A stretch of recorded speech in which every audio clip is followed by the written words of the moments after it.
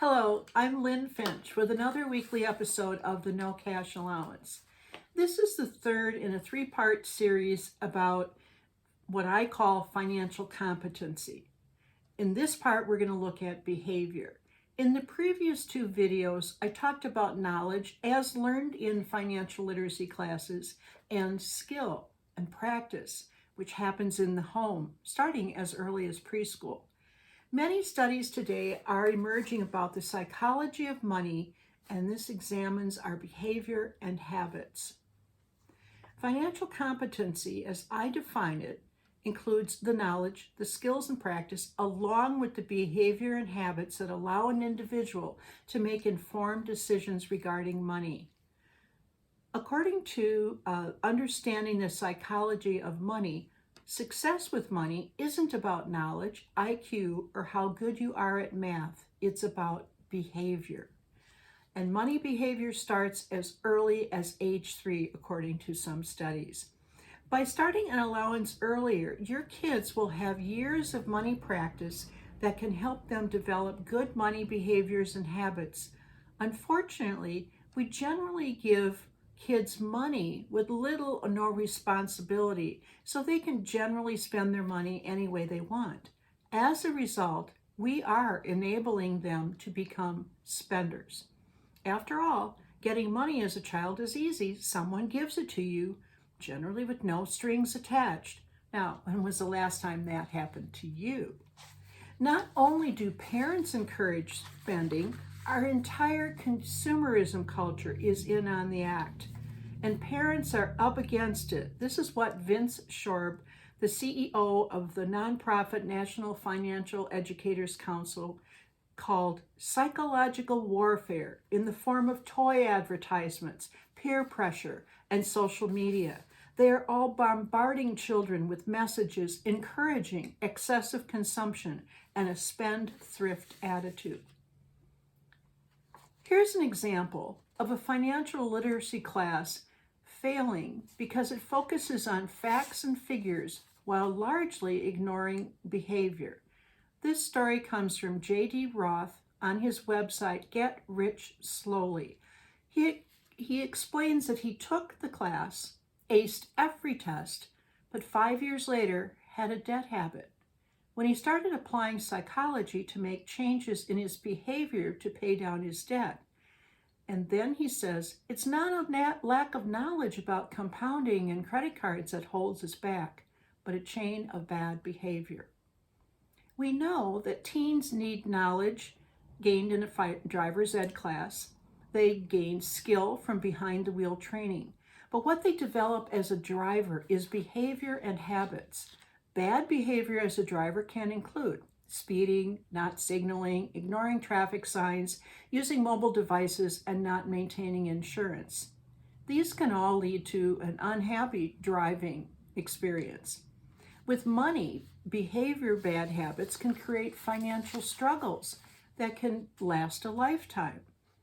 Some of these bad behaviors can be not keeping good financial records, buying just because of peer pressure, not paying bills on time, incurring late fees and interests that eat away at your money resources, wanting something advertised just because, and impulse purchases. You can probably think of other bad money behaviors. My book, The No-Cash Allowance, can help your kids develop skills and behavior and habits during those formative years in your home. The solution is to give your kids money with responsibility and the control to manage it all by themselves. When kids don't have spending responsibilities or expenses, examples of kid-sized bills to pay, they develop a habit of consumer spending influenced by peers and marketing. An average U.S. teen spends $2,331 per year, according to Piper Sandler's Fall 2022 survey. Teens are big spenders, yet because they live at home, they are sheltered from the financial realities of adulthood. Their free spending habits may not work well when they become adults, financially responsible for all their money decisions.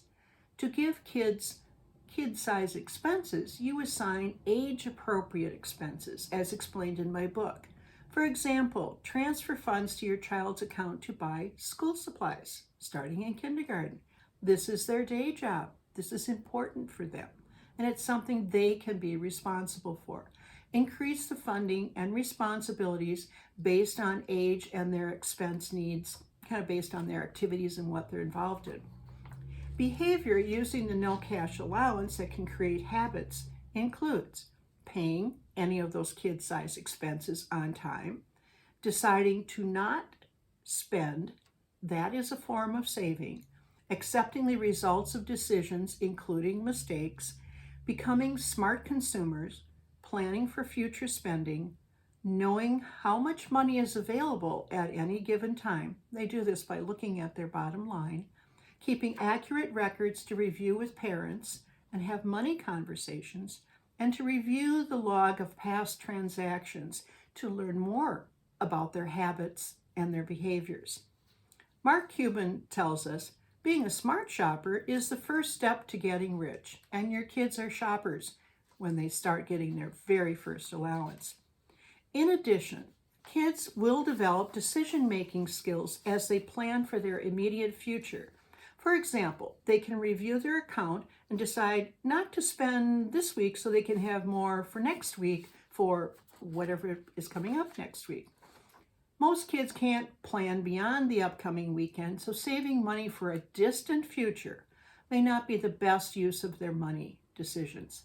Short-term saving provides short-term reward for kids that reinforces the habit of not spending, which is the whole idea of deferred gratification. Understanding what financial literacy is and is not is a subject worth more than one video. You are watching the third in a three-part series. The first was how financial literacy classes place cart before horse in two important ways. Second one was how to help your kids develop money skills to last a lifetime. And this one, how to help your kids develop financial competency as they review their money behavior. Allowance anecdote. A 7-year-old who starts a no-cash allowance today will have 10 years of money managed experience before high school graduation. When your kids track all their money as a number, they become better money managers. The No-Cash Allowance book is a guide. These videos help explain why this is so important for your kids and how you can help them. The link to the blog on my website is in the description below. Thanks for listening.